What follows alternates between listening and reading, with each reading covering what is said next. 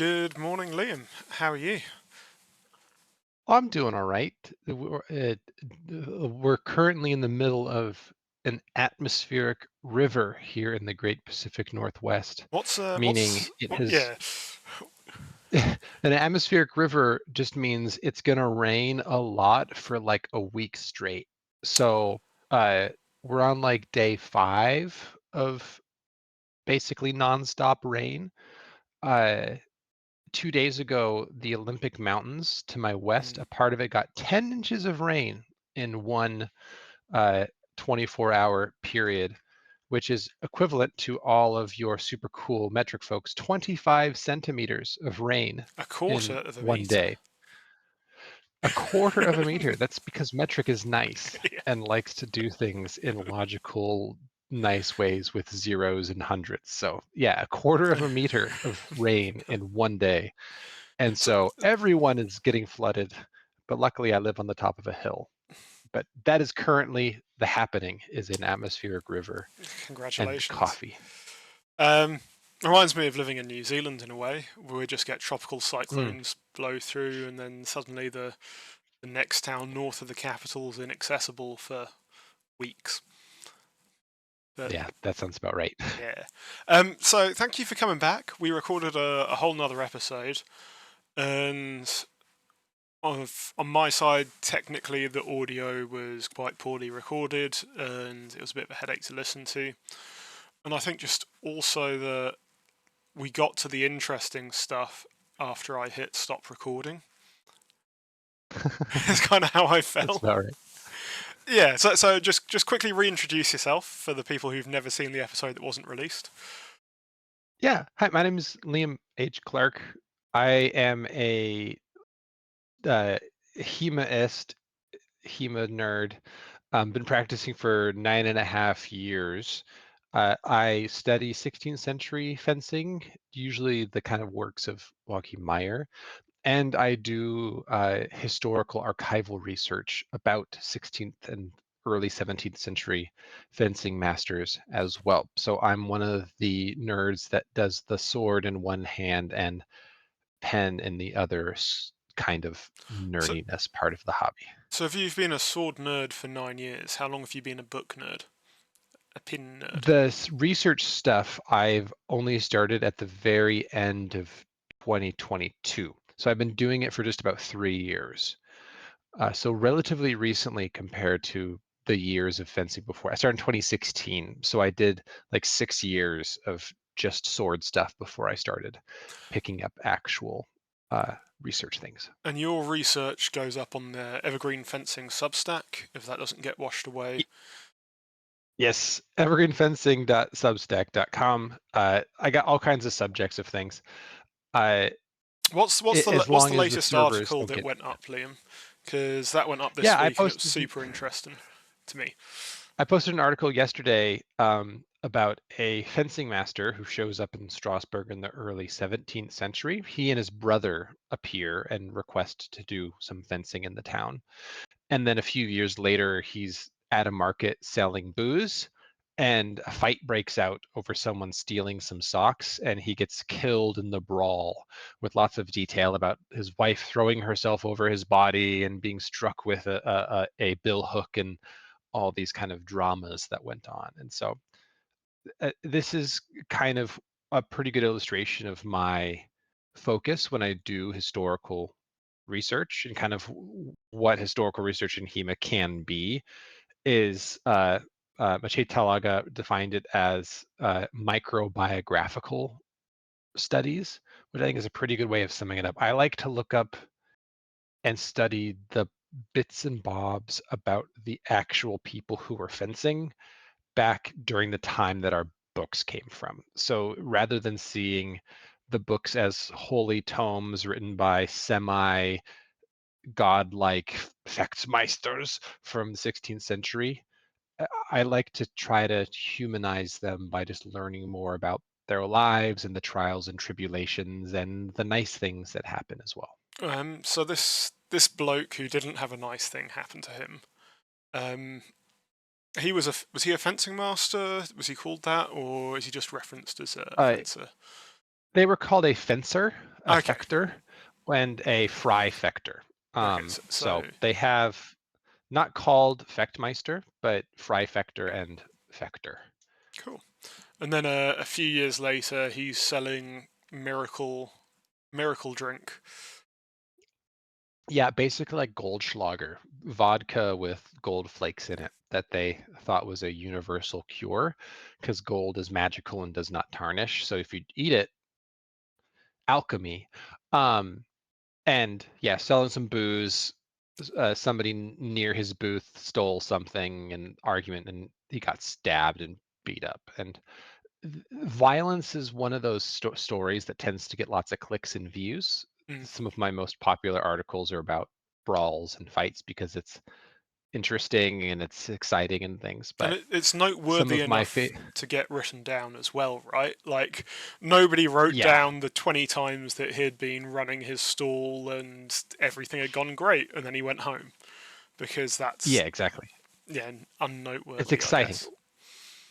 We don't have, for example, in the same vein, when we do historical research, there's kind of the camps of doing research that can impact your fencing Mm. or not, Yeah. like finding new fencing treatises, translating books, doing interpretations, looking for old manuscripts that say, ah, nah, here's how to do the group how. There's those sides of things, and then there's the kind of the color, the character pieces. And one of the things about the historical record is we don't have that many records of people doing fencing, like how they were actually swinging swords, the rules that they used. There's a couple of incomplete rule sets that pop around that have a lot of unsaid things in it. Uh, If, and so, just to interrupt there, if you're saying like in the Holy Roman Empire, it's that type areas, they had fesh schools which are like fencing events, and often the rule sets of the regulations for holding the event. So they'll talk about how are you going to manage the crowd, how are you going to pay for this, how are you going to keep civil order, because that's what the authorities are interested in. yeah, they exactly. And so when we have these FEC school, which are like some of the biggest things that I have documented, it's all these requests because they were using public space. So typically, if you or I wanted to run a tournament, we have to go to a venue, rent it out, get insurance, and all the steps there. Part of it for these fencing masters in the 16th century was that they had to go to the city council and ask permission to hold a fencing event or effect school. And part of this was because it was going to be done in public. It involved things like parades, oftentimes, usually some drinking. There was money involved. So fencing masters could charge entry. And this Mm. gets regulated in Strasbourg for amount that they can charge. Um, People would be paid out of a purse or a pocket. And so there was a big motivation for a local council to be like, nah, I'm not going to allow you to uh, uh, uh, I am going to, I'm not going to allow you to actually hold this thing because either there's things going on at the same time, there's other events, a market day is happening, so they don't want them to overlap.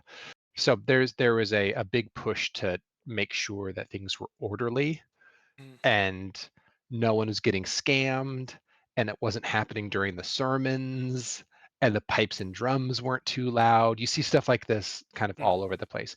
And what you see less of are the actual like what are the rules for fencing? Yeah, because I guess the town council literally doesn't care. You go do your thing, so long as not too many people are hurt, so long as a fight doesn't break out, then we Correct. don't care if a head hit. If you're playing for 3 exchanges or 10 exchanges, it means nothing to us. Correct. And when you do see the rules for how to do fencing, there's only like a couple of documents that talk Mm. about it. Some of them talk about the size of the ring. It should be this big, or it should be wooden barriers should be erected, and you should have a guard on hand and ready. There are some that talk about like the prog rules that you shouldn't have gloves that cover to your elbows, which implies that you can wear gloves, which is interesting. But they don't talk about, are you allowed to target the hands? One of the most common things you see when people talk about how to win a 16th century fencing event is you have to strike the top of the head as the target, or the highest bleeding head wound is one of the main Yeah, scoring actions in what people call a wet fencing school, one where blood is involved. yeah, And this has largely seems to be true across the board, but they don't talk about the other things you're allowed to do. They might say no running in, like no wrestling, high bleeding head wound, but they don't say, cool, if somebody puts their hands over their head, are you allowed to completely shit fuck their elbows and say, put those hands down? yeah. There's nothing that says, oh no, you can't target the arms or the arms are open. There's nothing that says, oh no, you can't nuke their knee with a sword if they're being too cagey. There, we have hit them in the top of the head to win. Don't thrust them, and that's about.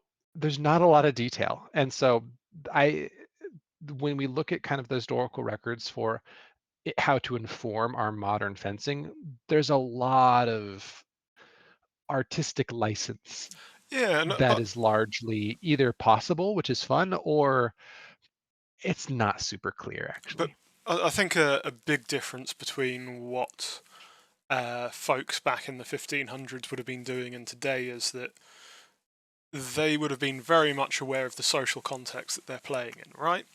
So it's a public event, everybody's watching, and if old Hans decides to put his hands in the way, and so you just smash his hand open, there would be social consequences for that.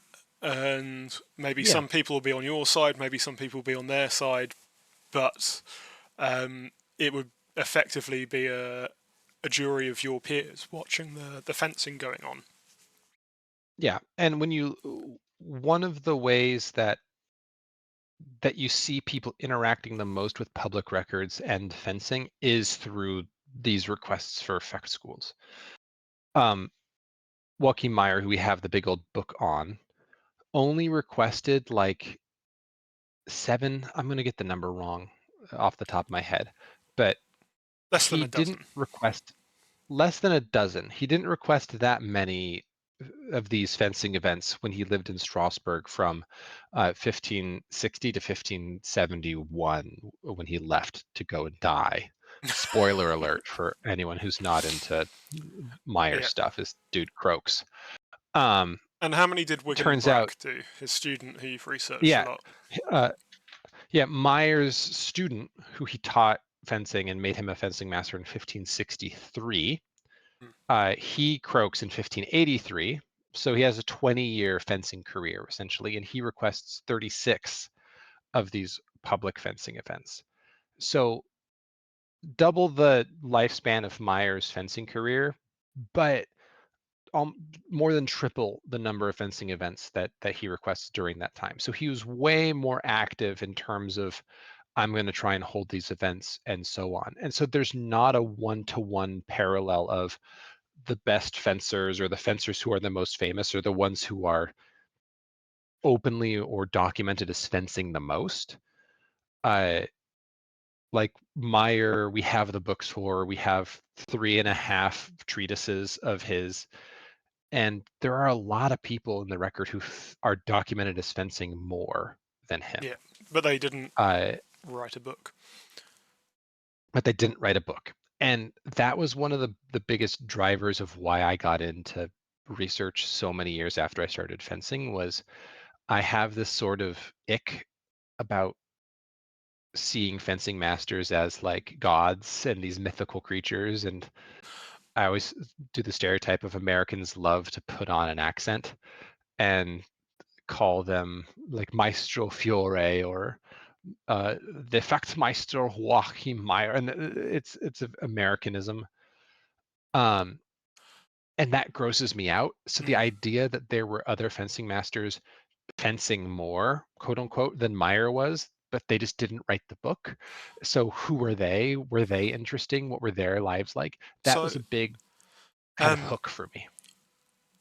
a couple of things spinning off from that. Um, why do you think that Joachim Meyer, Fashmeister, wrote a book and nobody else did, and he did a very fancy engraved big book, and it's one of the things when you look at old books in person, they're different sizes. The artwork's different sizes and different quality, and you can tell which books had more work and more effort and more money put into them. So, like, Yeah, uh, Fabrice is literally double the size of Capoferro, if not bigger. Um, yeah, so yeah. Joachim Meyer produced a manuscript, at least one manuscript, two manuscripts before a Two printed book. manuscripts. Yeah, two manuscripts and then a printed book. The first book that he printed was done in, I mean, not printed. The first manuscript that he's attributed to was created in 1561. It's called the Valdense Treatise. Uh, it's dated March 7th, 1561, which means he wrote it when he was only like 23 and a half years old. Meyer was born in 1537. He was baptized in August of that year in Basel, Switzerland. Mm. And one of the kind of my running hypotheses as to the why is he different? Why did he write two manuscripts, print a book, and then have this kind of later manuscript that's half finished that we have called the Rostock? Why is he doing this? He has less fencing than his peers. There's somebody named George Kellerly who shows up in Strasbourg right after Meyer dies, who requests over 90 of these fencing events across like a 37-year career. Why is there no Kellerly treatise, and why did Meyer do it? And I think part of the reason is that Meyer was born in Basel to a papermaker named Jacob Meyer, and when we look at Meyer and his 11 siblings, who we have baptismal records Mm. for, all of their godparents, which was a really common practice at the time, even after the Reformation happened when they were now Protestant, were paper makers, publishers, book printers, paper mill owners. His family was really integrated into the papermaking trade in Basel with his brother Hieronymus Meyer, named after a famous Reformation printer, Hieronymus Curio, who was his godparent. And uh, uh, Hans Thuring, who was a local mill owner and might have employed his dad, sold his parents a house. So his family was super, super integrated into the papermaking industry in Basel at the time. So he would have grown up around papermakers and printers and publishers, and Booksellers, his print. and Yeah, his printer for the 1570, Diebold Berger, lived and worked in Basel while Meyer was there as a kid. Like he was in Basel from the 1530s until like the maybe the late 1540s, at least 1550. So he overlapped with Meyer's life until he was like 13 years old. So he might have known his future printer for the 1570 treatise. And there was even a fencing master in Basel who was a printer named Hans Rohrer. So there was a lot of paper making and printing and fencing and overlap in his hometown. and So it's kind of like if you have someone who puts out a really good HEMA video, all of a sudden they crank out this thing HD, well edited, and you go, "This is your first video you've put out. What the hell?" They go, "Oh well, I do video editing for part of my job, and it's a hobby that I like, and now I'm combining them."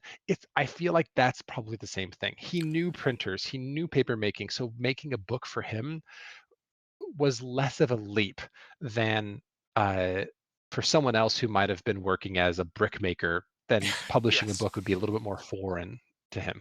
and just for people who might not have an in-depth sense of geography, um, Basel's in, is it French-speaking Switzerland? Uh, Modern French-speaking Switzerland? I don't know I think actually. it's German-speaking German-speaking Switzerland. Switzerland, and then literally down the Yeah, river, down the Rhine, is Strasbourg, which is now yeah, part of France? Question mark. Swapped hands a bunch because it's right yes, on the border.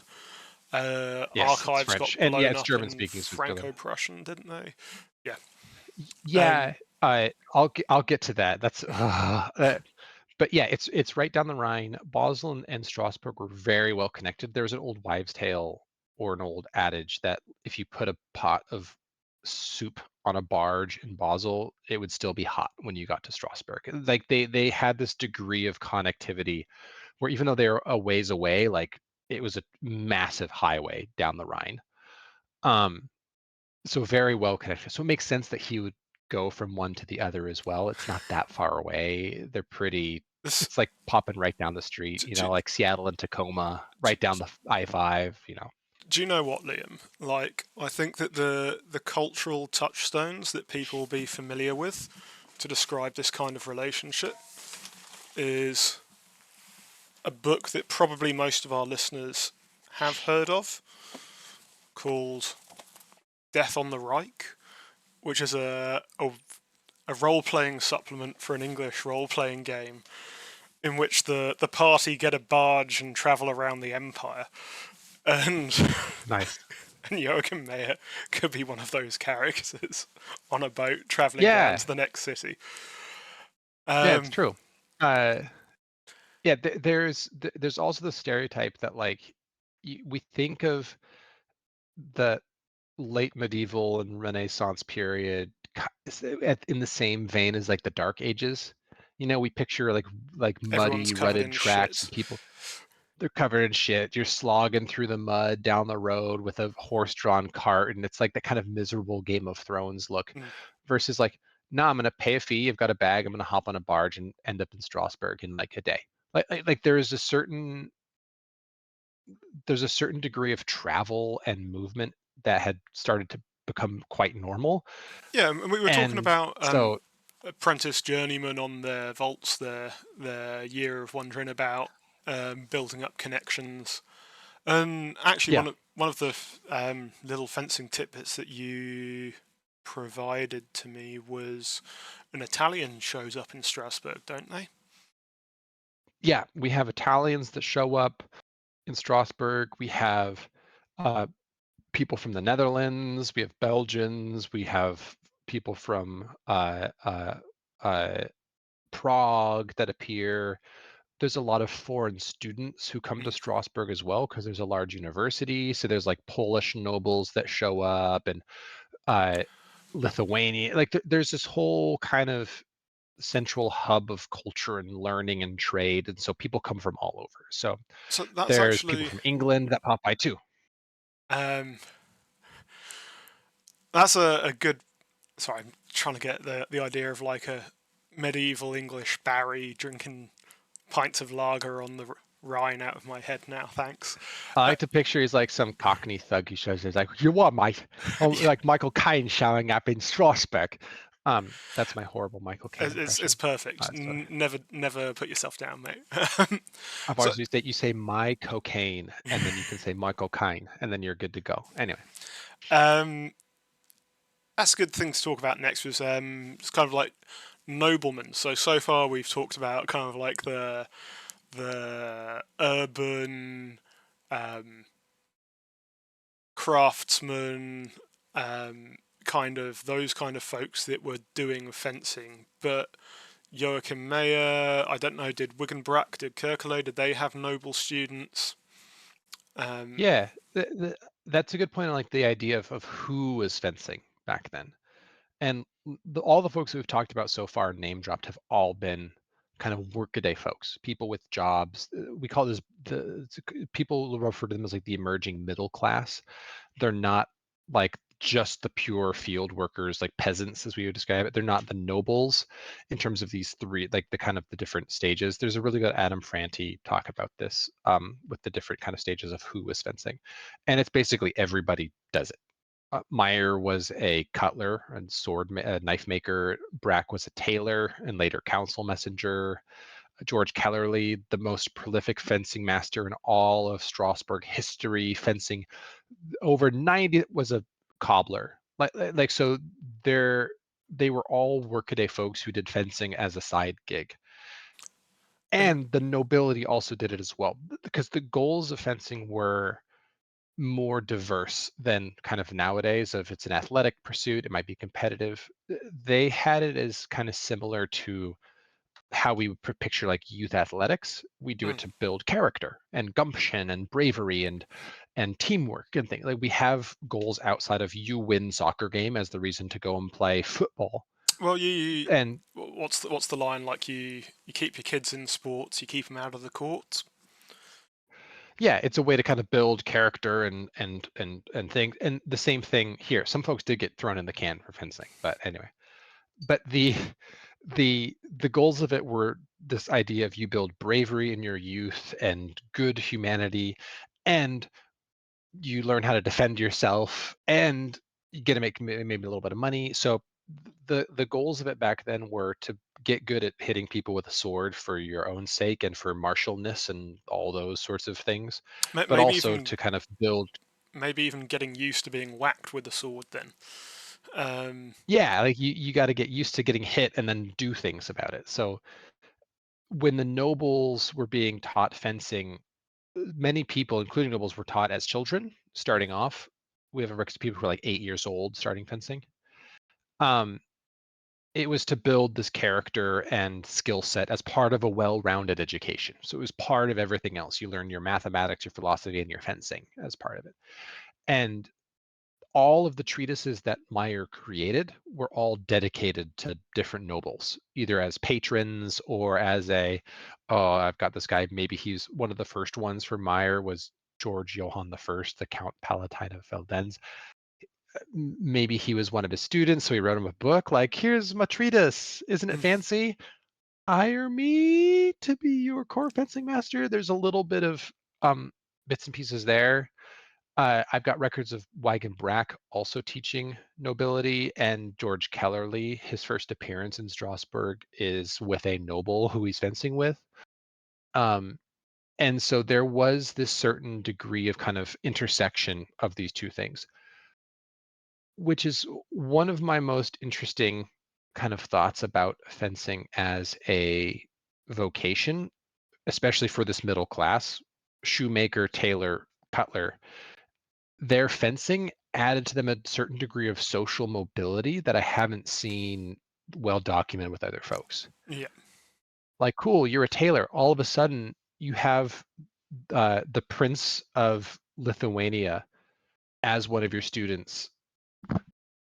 Like, oh, cool, you're Meyer. You're the son of a papermaker. He like not even part of one of the big guilds in Basel. Mm.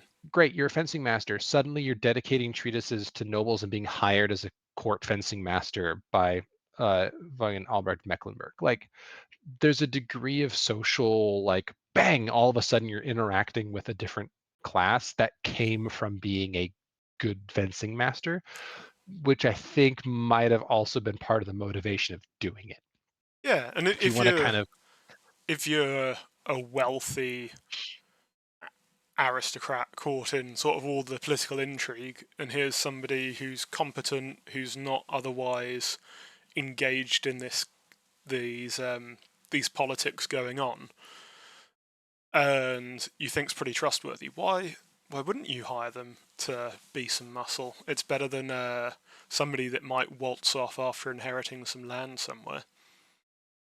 yeah, and you see like in the introductions to Meyer's treatises and Weigenbrack and George Kellerly both submit fencing regulations to the Strasbourg Council, asking them to regulate the practice more to their benefit. Yeah. And they all use the same terminology, like, the sake of preserving and promoting the fencing art, that noble and fatherly discipline, a true and manly skill should be properly maintained.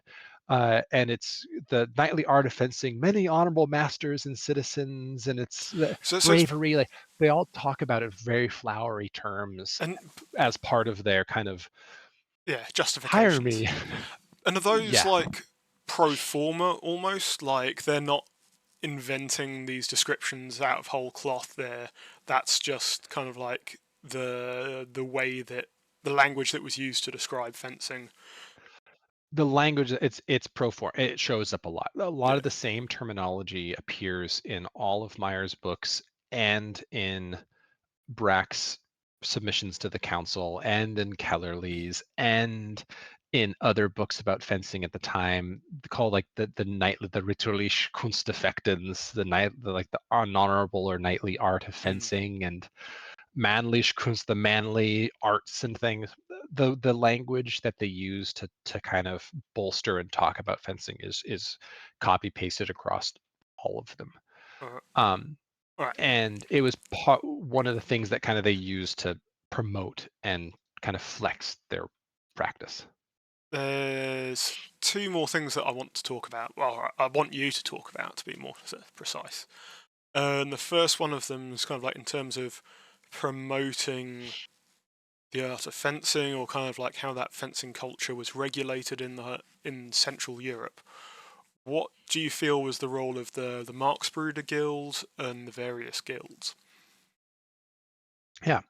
So during this era, it was part of the burgeoning of this middle class was the formation and proliferation of the guild systems in the Holy Roman Empire.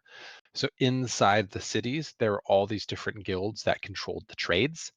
So if you were a knife maker or a sword maker or a furrier, you could be part of the Smiths Guild, kind of your union, as it were, locally.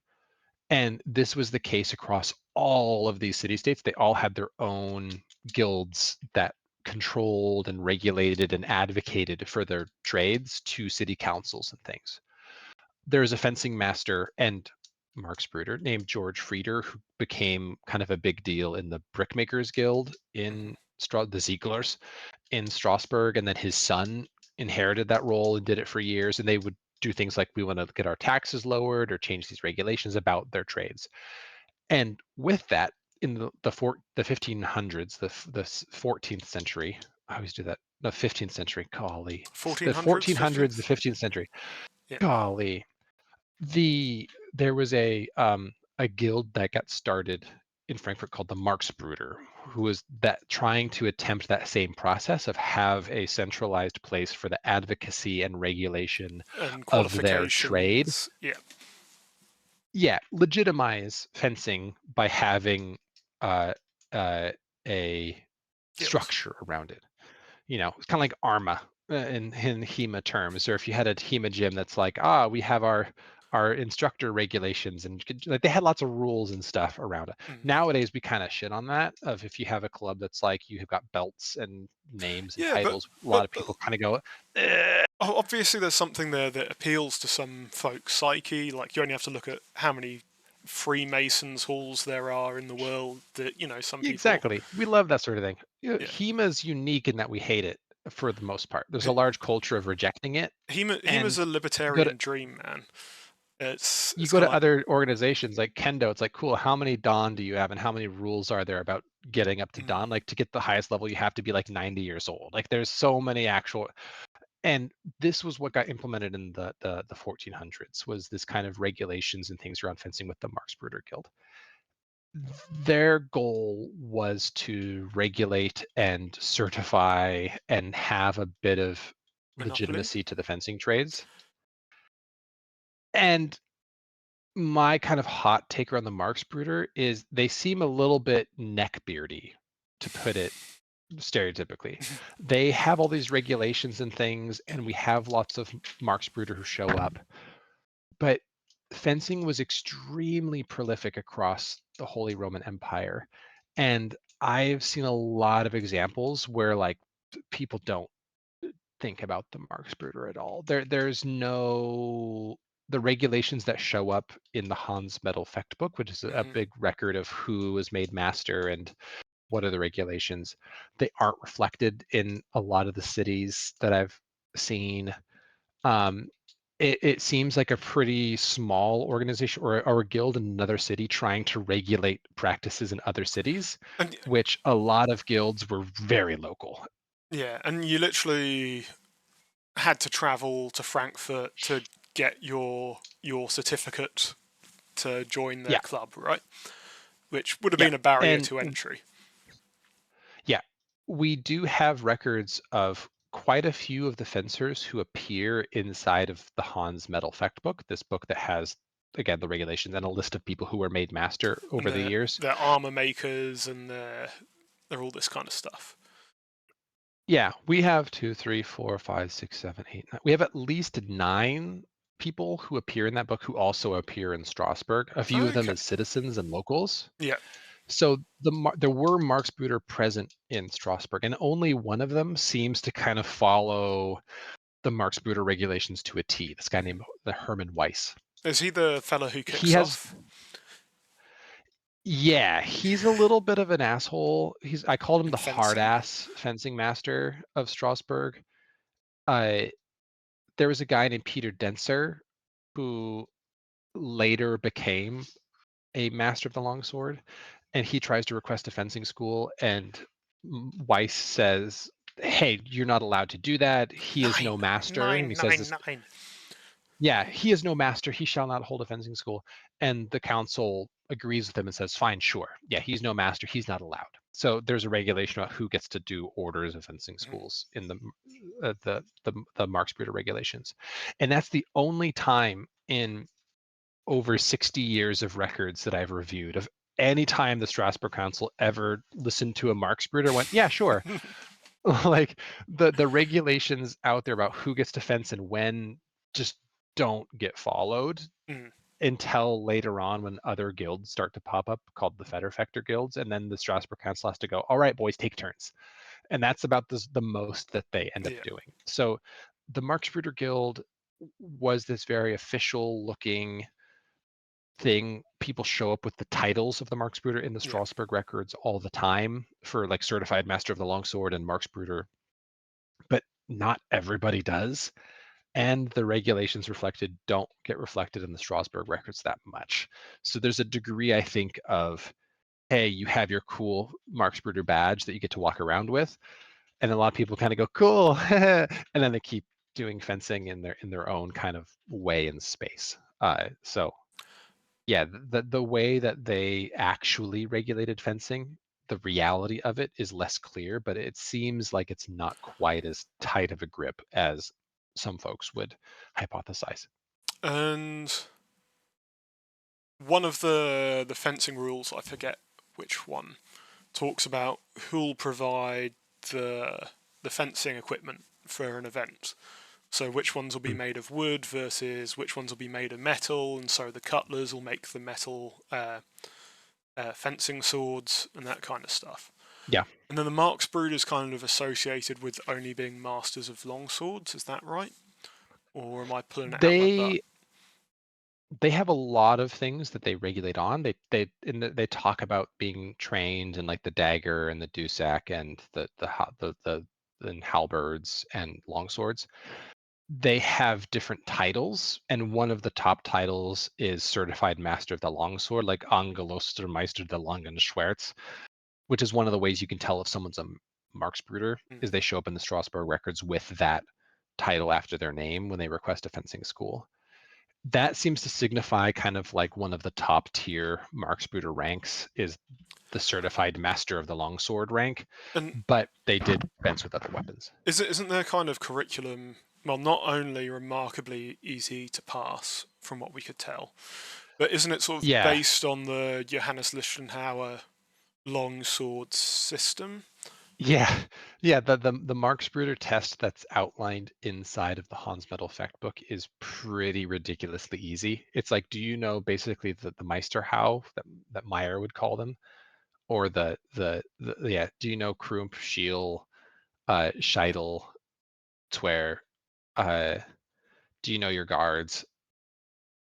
That's about it.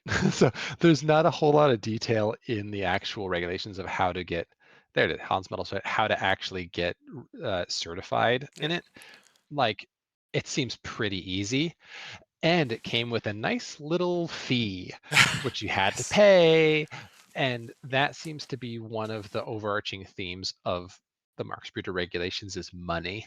There's a lot Yes. of like, you must pay into the box, and if you do this you must pay into the box, and if you do this, this is how much goes to back to the guild, and this is how much it gets paid in the box. And it seems to, I'm not going to call it a Ponzi scheme, but there's a lot more regulation about how to get paid and how to pay the guild than there is about, hey, are you actually a good fencer or not?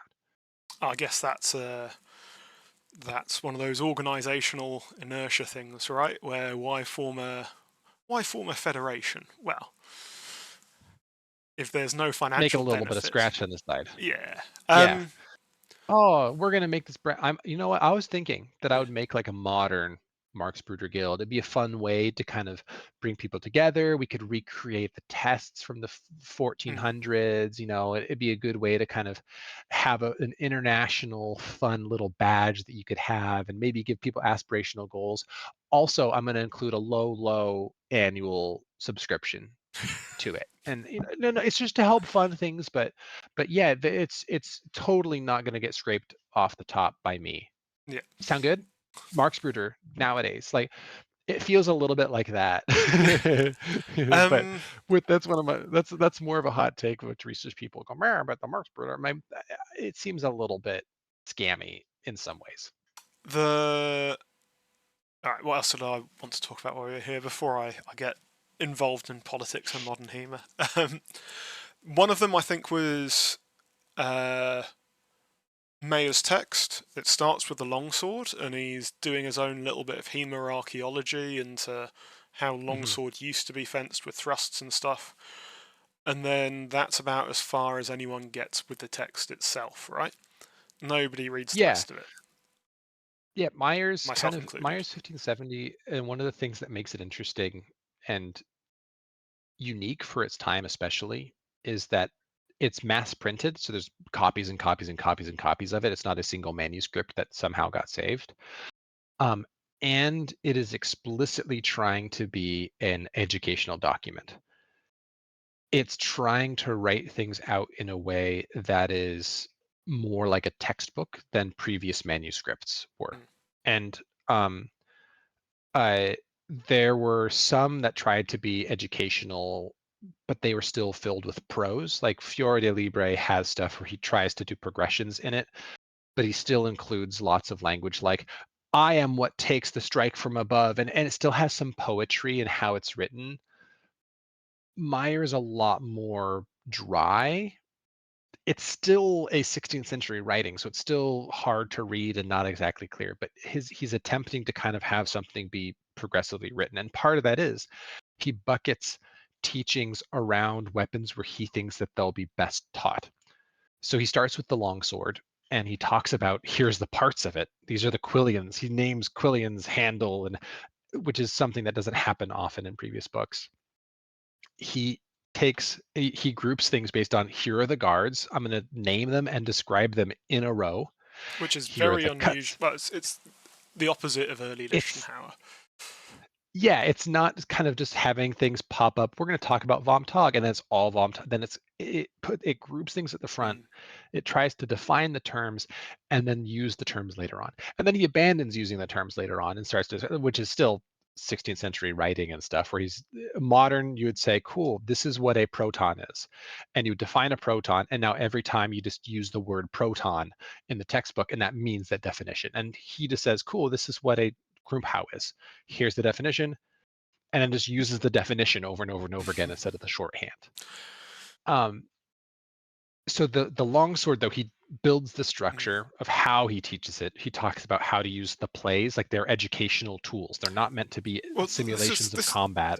this is my problem with. I'm going to say something controversial here. My problem with Morozzo is these long multi-part,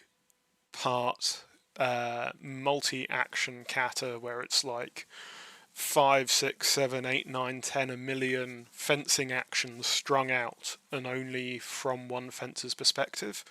And it's almost like Yeah, fencing as a single player game where you're going to come yeah, here, beat this, wind there, do that, do this, and then hit them at the end and then run away.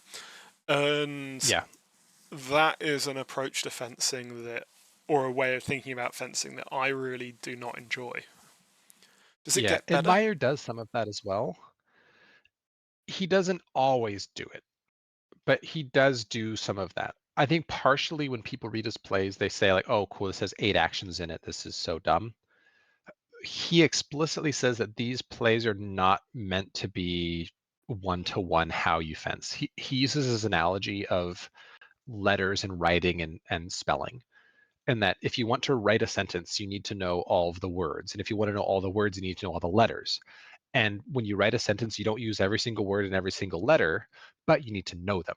And so doing these plays teaches you your letters and words. And when you fence, you're going to write your own sentences. So they're So like you, your quick brown fox jumping over a lazy dog or whatever it is.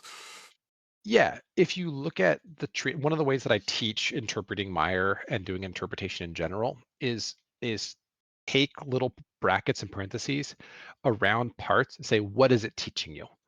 When it says thrust at their face that they must parry, it's like, cool, I'm teaching entry and a provoker. I'm attacking them so that they have to be reactive. Cool, then cut at them from below with the long edge. Oh, you're teaching knock Ryson or following. As they leave a position, you cut to the place they just left to and they follow it down. Oh, if they go for it, don't let it hit. Instead, let it fall off and attack with a higher. Oh, it's saying cool, failing and fainting if they're chasing you. Let them keep chasing you, then attack and Mm. open it. So you can take each one of these things. And so, what are the concepts that it's breaking down outside of the technical? How are you cutting? And if you break it down that way, you can see things of like, cool, he's attacking and opening to draw someone out. And you can kind of build in the tactics that he's trying to teach for each one of these plays with then the mechanics slapped onto it. And you go, oh, cool. Now do jazz. You Yeah, learn your scales and now you can start to do and play around with it a little bit more. and And that's something that if you get used to that as your starting point for Meyer is this is teaching me my fundamentals so I can go do jazz it starts to make a little bit more intrinsic sense why you would follow these more elaborate plays and say what is it trying to teach me tactically or as part of my fencing practice outside of just how do I do this play in a match mm. is not entirely his goal. And I think there's a couple of things there. One of which is pre non-academic or earlier styles of teaching and education were very different. It's here's me doing it, Mhm. copy what I'm doing. No, you're doing it wrong. Try again. Yeah. And leaving people to figure things out for themselves to a large extent. And then the other things where we do have examples of, say, university depictions of university fencing or depictions of fencing on the outskirts of a town's festival or Guyani explaining the curriculum for his fencing school. It's not two rows of 20 fencers, 20 students drilling together. It's a student being supervised while they're cutting a diagram on the wall, or a student being supervised as they're sparring or drilling with another student, or a student and a teacher having one-to-one lessons. So it's kind of like Yeah, a there's a lot of one-on-one. quite a different paradigm to kind of like the post-Victorian line up in rows and cut one, cut two type stuff. Yeah, there's a lot of private lessons going on at the time. Um, and there's a few examples in the 1570 where Meyer speaks to the fact that his book is not the best teaching tool. Like there's one where he says like, "Oh, well, the market will teach you best," which means like just get out there and do it. There's that, and he says like, "Yeah, there's only so much you can write in words. You got to go do it. Like Hit the just slopes, go bud. Hit actually the fence." slopes. Yeah, like you can't when people go on it's the same question on the HEMA subreddits and HEMA Discord that pops up every day and it makes me pull my hair out because nobody searches. So can I learn fencing just like from YouTube? There's no club near me and I went it's like you can learn the move, but you can't fence. You need to the market will teach you. Like you need somebody to swing at your head Mm. to actually learn how to fence. And so he talks about that too. Like this is a book. He wrote it partially from I have a long rant about it's part of the product of the Reformation and this idea of the Renaissance and putting things into writing and categorizing stuff and being academic more and blah, blah, blah, blah, blah. All these things where the motivation to structure things this way existed in the culture at the time. And then he says also go out and swing a sword at somebody's head. You're not going to learn it any other way, which is I think what a lot of folks are kind of approaching. We've had that same progression in HEMA as Mm. well, where like you're talking about the Victorian of everyone stand in the line, swing a sword in the air. This is how you hold ox exactly. This is do this thing exactly is how you learn it versus more environmental approach to learning where if you swing at someone's head, they should get the correct response out of it to be successful. So give yourself constraints and affordances and inputs, and you will do the correct fencing things to be successful because they are successful inherently. So you must do them. So this sort of progression of learn it by swinging versus the market will teach you is I think also happening in modern HEMA more and more as we kind of get towards more practical learning. Yeah, but I think for me,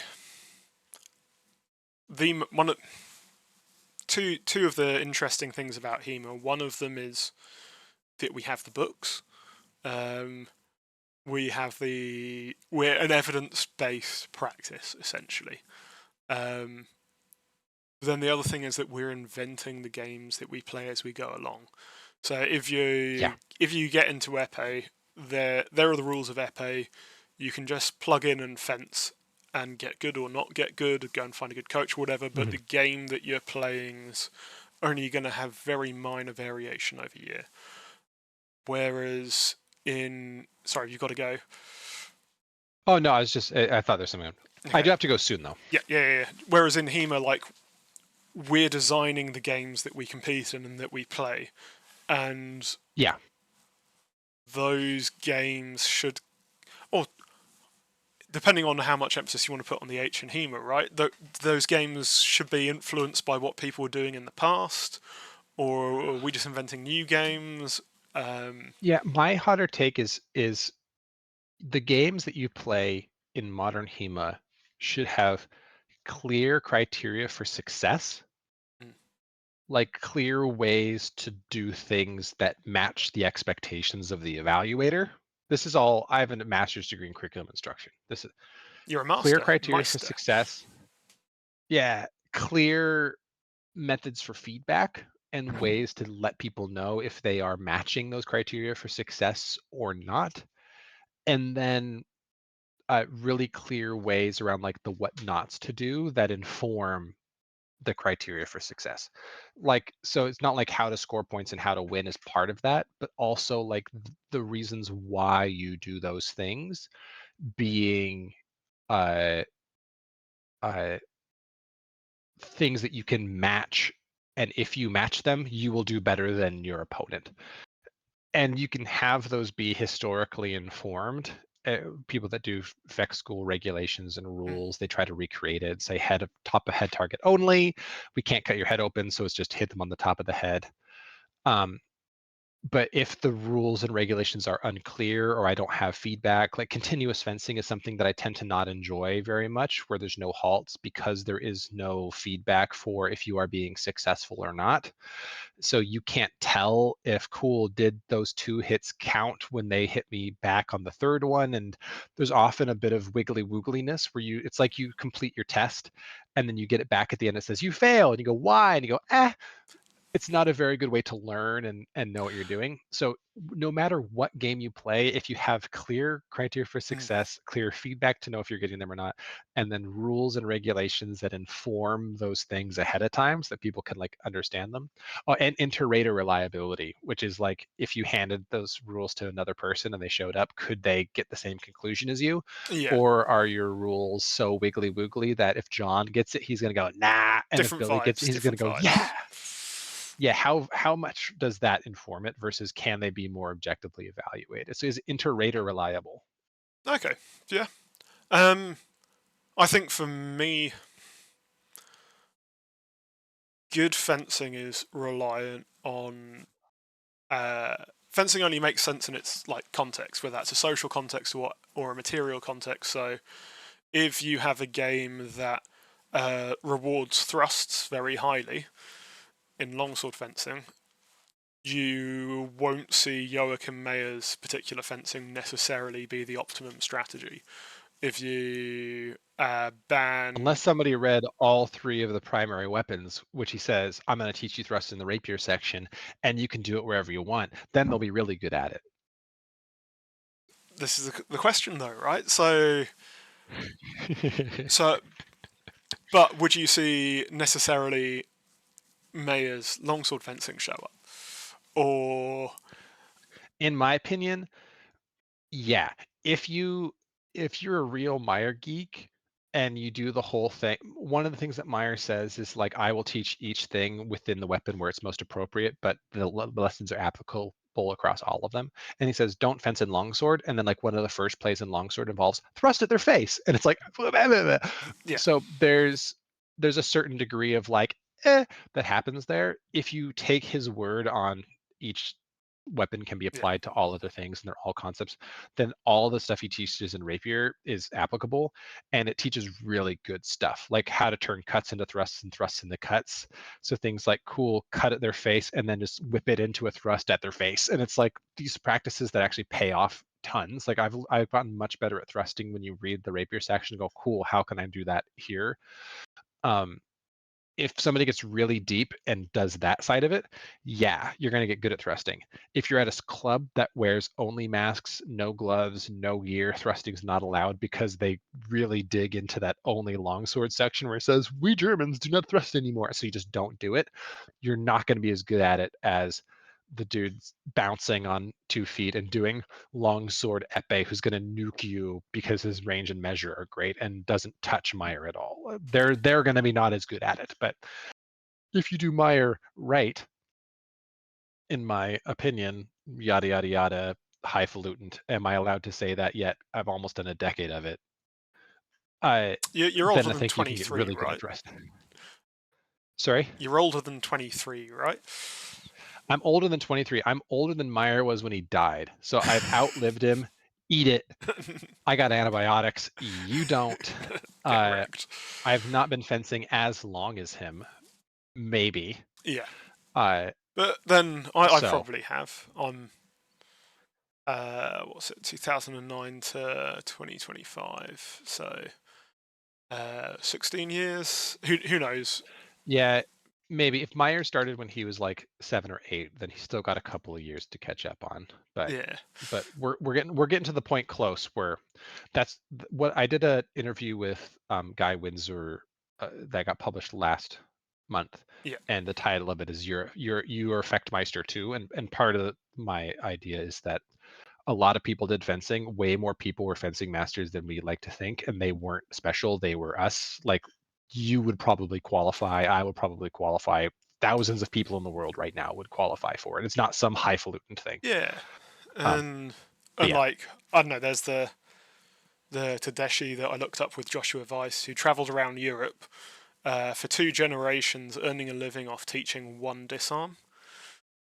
yeah. And you're just like, yeah, maybe It's it was like like the coolest Danaher disarm in the world, but maybe, yeah, there was yeah. Who some, knows? yeah. Um, Should we get to the last hot take? yeah, go for it, go for it. I'm Take, I'm starting to hit the time. yeah, I'm running out of coffee. What's your last hot take? What was the one from last time? I don't know if you're going to edit out our trying to Um, remember what it was, but oh, I don't was it know. like the thing you wished people or clubs would do? Yeah, maybe that sounds about right. Yeah, what I do you think wish that was people were doing in HEMA more? like my kind of the thing that I would like want to change about modern humor is I wish people would like do more on both sides of like the HEMA spectrum. Like there's the historical recreation nerd, we're going to recreate Fecht School, and then the sport fencing side where we're going to be as efficient as possible. And that kind of there's that kind of battle between the big H and then the sport in HEMA I, where I don't. people artificially separate the two. Yes, yeah, I But think that's the closer thing that to it. I wish people would do more is just more. Like if you are a club that does old school Fiore, leather gloves, no Newton rated Gambison. I how dare I use a Schilt on my sword? That's not what Fiore used. And so you don't like hit each other because you're not wearing like get gear and do what you do. If you're a sport fencing club that's super into competition and we don't have time for interpret, do a book night once a month, once every couple of months. Bring out a book, have people read. It's interesting to dig into, and I think that if you get, there's this kind of battle between experience and achievement that often pops up in HEMA of how much do you want to do games and good fencing practice and drilling and stuff that makes you a good fencer, and stuff like, hey, let's look at this manuscript and learn cute things about it, and here's a bunch of plays that you'll never do but they're interesting to read about. And I think that clubs could do, there's a lot of room for us to do all of those things and more. uh, if you're a club that only fences under one primary rule set, do more rule sets. If you've done only longsword, pick up another sword and do a session on it for shits and see if people enjoy it and what it teaches you. I got way better at playing Dota when I got way better at playing League when I went back and started playing Dota again, and vice versa. Like, you can do more, Yeah. and it can inform practice and be exciting. And I think a lot of people kind of stake their camps out, and it's a point of pride to do it, of like, yes, we do real 16th century fencing with no gear, and then they never hit each other.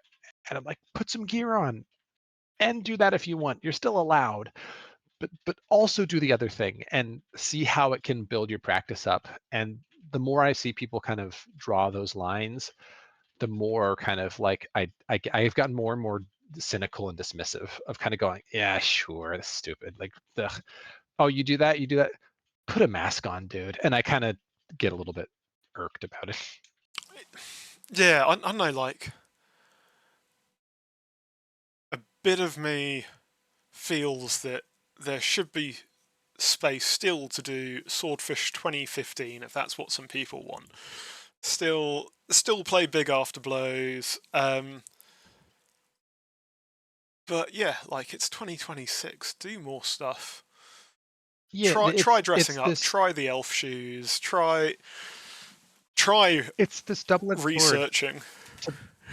Yeah, it's a good analogy, but it's this double-edged sword of, in HEMA, everyone is correct because it's your interpretation. Mm, No one's allowed to say you're wrong.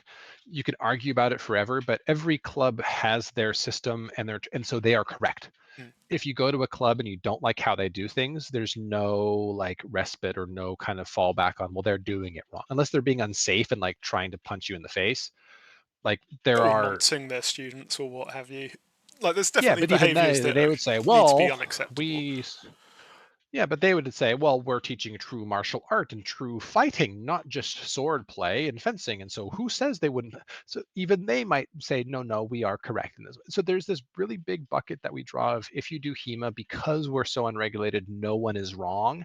And I think we should say that more people are not just wrong, but like more people have room to do more. Like, no, no, no, no, no, you might be doing your FEC school stuff and technically you're not wrong. Also, like, just stretch a bit. Please, you know. uh there's, I think that that kind of idea of, because no one can be incorrect, everyone has their niche, ends up drawing people into their cliques Yeah.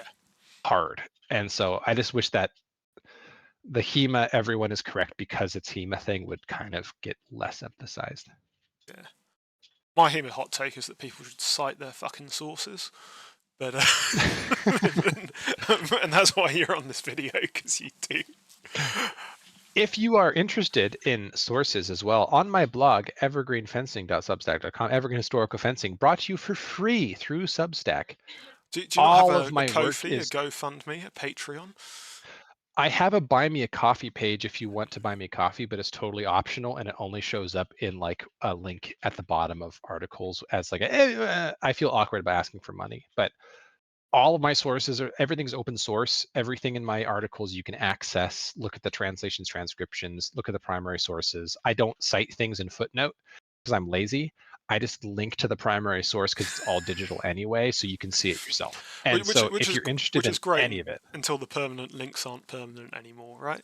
yeah, that happened recently where an archive changed their website and a few hundred links of mine went dead It with happened no to me with my warning, and book I had a, with the fucking Howard De Walden library, where these permanent links to this private collection just yeah, fucking disappeared. Anyway, I had a I had a minor breakdown. But anyway, if You're you're over it. interested, Yeah. cite your explore, look at the things. If this sounds fun, if you want to see the lives of these folks, it's all available to you. Yeah, and And there'll be a prove link me in the wrong. description below. All right, thank you so much, mate. Take care, don't wash away, and looking forward to what you find next. Thank you so much. Thanks for having me.